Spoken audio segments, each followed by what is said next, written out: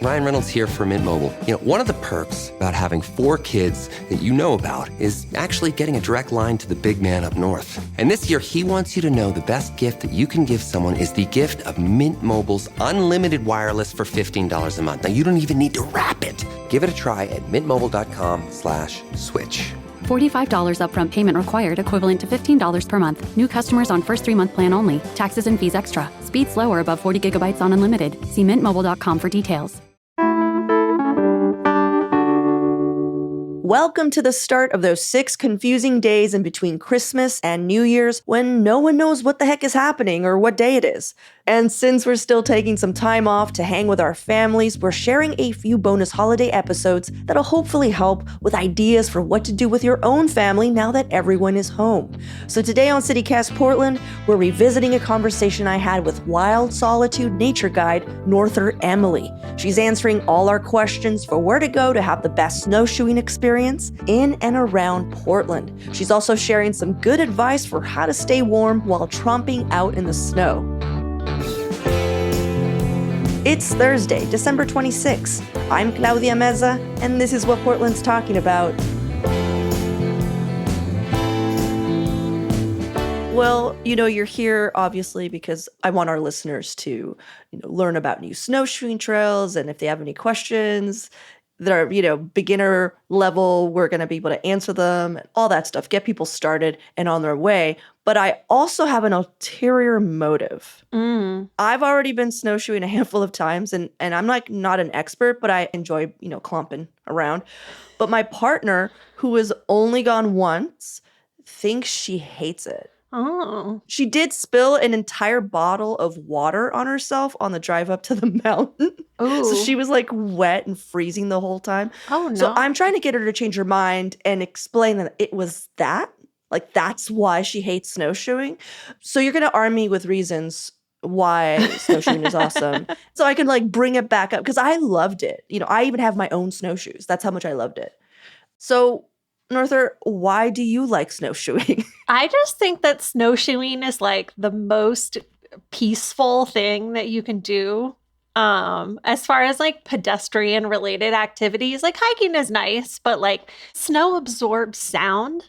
So it's just you and your little crunchy sounds. And maybe there's 3 birds, it's just it's so true. Really, really quiet and really peaceful. And I don't know about you guys, but I live in a very hectic neighborhood in Portland, and I really, really crave total silence, true silence, which is so hard to find, even in the woods, even when you go into a wilderness area. There's still a lot of chaotic stuff going on. There's planes overhead.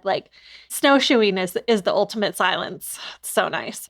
I just want to validate that it is not fun if you do it wrong. Yeah. So I think there are a lot of people who hate snowshoeing because they actually just hate being cold. Yeah. So that's fair. Yeah, I think there's a bit of that. And also, I know someone who described snowshoeing as the most boring kind of hike since all you can see is a sea of white and you're also cold and wet. So that someone was my girlfriend. What would you say to that? You definitely can choose more scenic snow hikes, right? More scenic places to go snowshoeing. If the sea of white doesn't call to you, that's fine.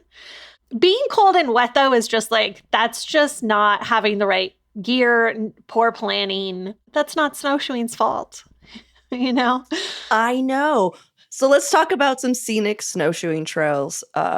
Would it be cool if we picked them from easy, medium, hard? Yeah. What is a good, all right, I just rented my snowshoes. I know the conditions are good today. Where are we going to send them? I think the best introduction to snowshoeing would be Trillium Lake. It's very straightforward. You're walking on a closed road. Well, first you park right by the highway at the snow park, and the road is going to be maintained by ODOT in the winter through that section. So you're not looking at any kind of mysterious, potentially sketchy driving conditions. It's just take Highway 26 to the exit, you park in the parking lot, and then you put your snowshoes on and go. Mm-hmm. You hike in on the road, and the road is not that great, but then you get to Trillium Lake, which is one of the most heavily photographed destinations on Mount Hood. You have a beautiful view of the mountain. If the mountain is out, you still have a beautiful lake. And then you just do a little loop around the lake and then you go back to your car. It's dead flat. It's not a super athletic snowshoe. And it's a really great introduction for somebody that's just trying to kind of get used to the snowshoeing is an awkward gait. You have these big things on your feet and it's a little goofy. So it's good to ease into that if you've never had that experience. Mm-hmm. Anybody would enjoy that hike no matter what your skill level. Trillium Lake is a beautiful day in the woods, period. Yeah. But that would probably be a great place to start. There are also, just to throw this out there is a very helpful page on the Mount Hood National Forest website that lists out all of the places you can go snowshoeing and cross-country skiing. Ooh, we are linking to that. Yeah, I was going to say another really great place that's nearby would also be the White River. Mm-hmm. The White River Snow Park it's really chill and flat. There's people doing all kinds of things there. Little kids are sledding, people are snowshoeing. There's people are cross-country skiing or they're skiing up the mountain from there. You can go there, build a snow cave in the winter, which is cool. That is really cool. And White River is also on the way to Mount Hood? It's on Mount Hood. It's on Highway 35. So it's the exit that you take if you're trying to wrap around and go toward Hood River, right next to Mount Hood Meadows. All right. So Trillium, White River. And would you say White River is also the starting point? That can be a beginner trip, or you can make it. I mean, you can go for a long ways up there, and there's a lot to explore. There's kind of some neat little pine forests on the edge of the river, and it's pretty cool over there. Nice. Now, what's more of a medium? All right. I know how to put these snowshoes on. I've been out here. I have the clothes. If you're looking for something more intermediate, going up to Mirror Lake and going past Mirror Lake to the Tom, Dick, Harry Mountain above... Tom, Dick, Harry Mountain. I know. That's what it's called, girl. I know. Sorry. Whoever that is. You don't even have to try. It's right there. Some guy. Anyway, okay. If you want to make it hard, you can keep going up the hill to the top of this mountain. That's a little bit more of an adventurous push, and there's definitely more elevation gain with that. So you'd want to be prepared for that. Mm-hmm. So I could see where somebody would find Mirror Lake more fun. Yeah, this is the one that I'm probably going to do this season. Okay. What's a good hard one? A hard trail that is also scenic, So if you're really ready for a challenge, both in terms of navigation and athleticism, I love snowshoeing into Indian Heaven. That is over in Washington in the northern part of the Gifford-Pinchot National Forest. And it's really pretty there. You have to really know what you're doing. You have to have multiple navigation techniques under your belt. But it's really beautiful up there. And that's where I'll go this winter, probably. Ooh. The access is a little trickier. You have to know how to drive in snow. You have to know how to read maps and kind of figure things out. But that's what's really great about snowshoeing is once you have those snowshoes, if you're willing to put them on your back and carry them, you can hike up into all kinds of areas that people don't usually visit in the winter and explore around and see what it's like.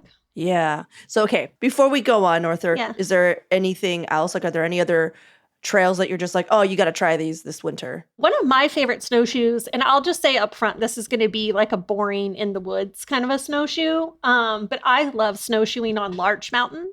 Did you know you can go snowshoeing in Multnomah County? You don't have to even leave. You don't even have to go to Mount Hood. Larch Mountain is right there. It's right there in the gorge. You drive through Corbett. You go up the hill until you hit the gate or you hit snow.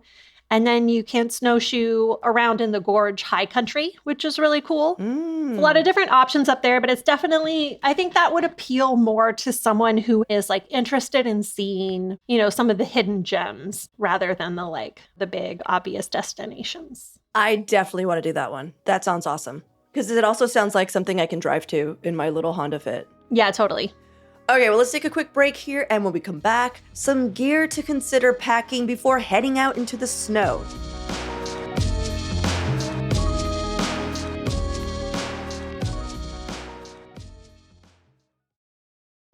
Looking for a pickup truck to get just about anything done? Look no further. The Chevy Silverado EV isn't just the most powerful Silverado ever, with next-level towing capability and technology. It also offers game-changing versatility with the available multi-flex midgate and tailgate, which means Silverado EV helps you carry large, bulky, and oddly shaped items up to nearly 11 feet in length. Chevrolet. Together, let's drive.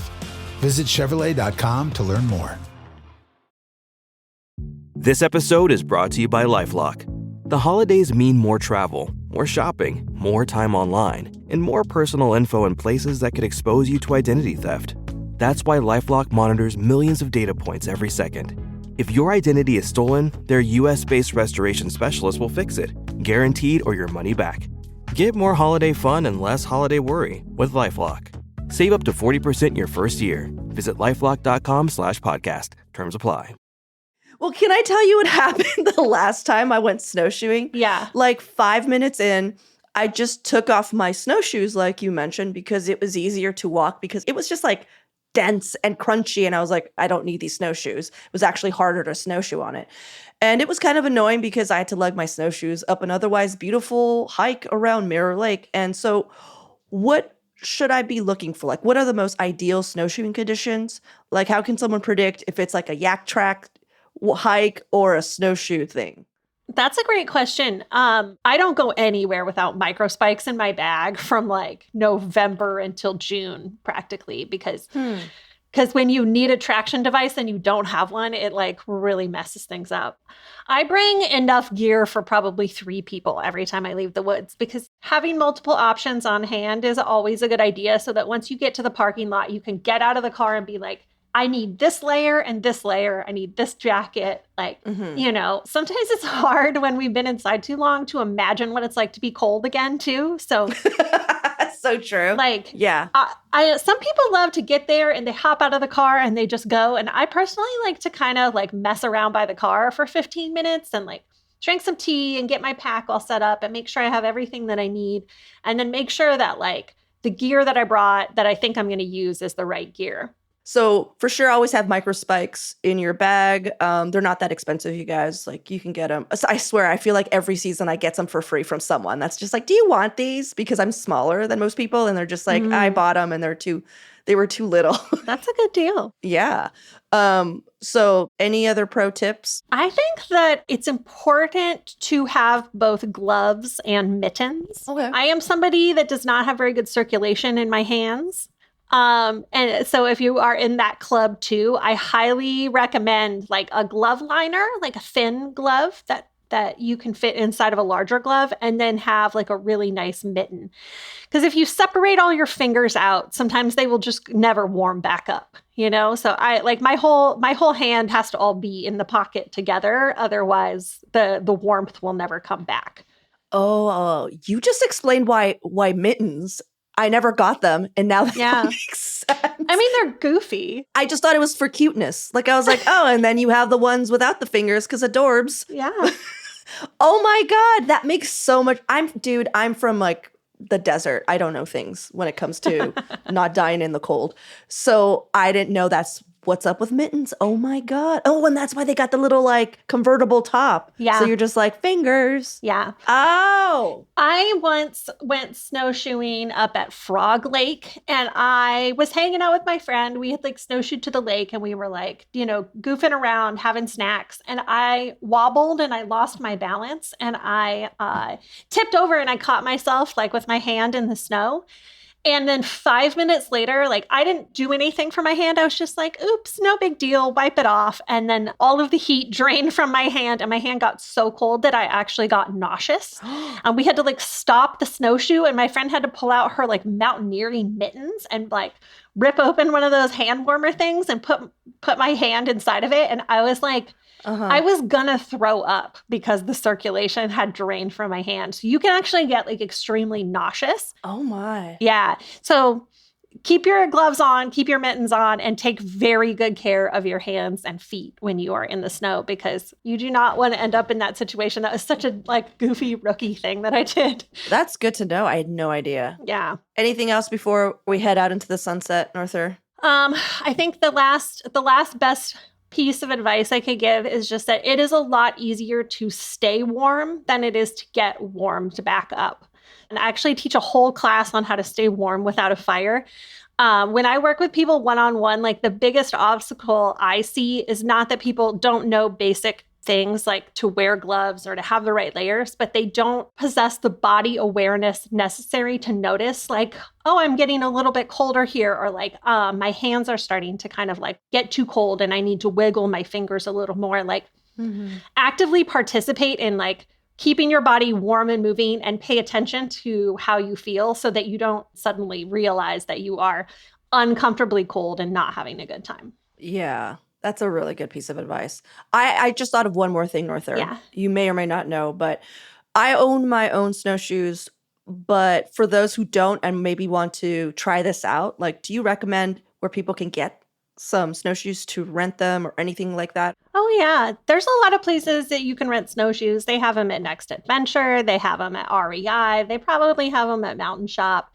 It's pretty easy to rent a pair of snowshoes. And in my experience, like a lot of people have them and only use them once or twice a year. So like if you have any outdoorsy friends that are about your size, like most people are more than happy to loan you a piece of gear that's pretty hard to break and only gets to see the snow once or twice in a season. So Yeah. Okay, cool. you know, for our shorter, our more petite friends may be happy with a kid's pair of snowshoes, which are less expensive and also lighter weight. So if you're like, I'm taller for a girl, but like I have a friend who's, you know, like 5 foot or whatever, and she always buys children's mountaineering gear. Nice. I'm 5'3.5", so Yeah, almost. you might get away with it. My 11-year-old's taller than that, so 5'3.5". yeah, he's a big man. 11? I know. And he can dunk on me? Yeah. I do not like starting my day off that way, Norther, but thank you. Yeah, just can you call every day and just name children that can dunk on me at like freaking 9:30, please? That's cool. It's just one of the fun things about being a parent is watching your children slowly overtake you. I'm like, wow, okay. I gave him a pair of boots to wear the other day, and I was like, here, put these on. He's like, these don't fit me. I'm like, do you wear a size 10? A size 10 shoe? Is that what you're telling me right now? Good Lord. He's like a short man now. It's terrifying. All right. Let's wrap this up. Norther, as always, a pleasure to have you. Thank you so much for coming on here, helping me sort all of this out, and giving us some great suggestions on where to go snowshoeing. Yeah, thank you so much. It was fun.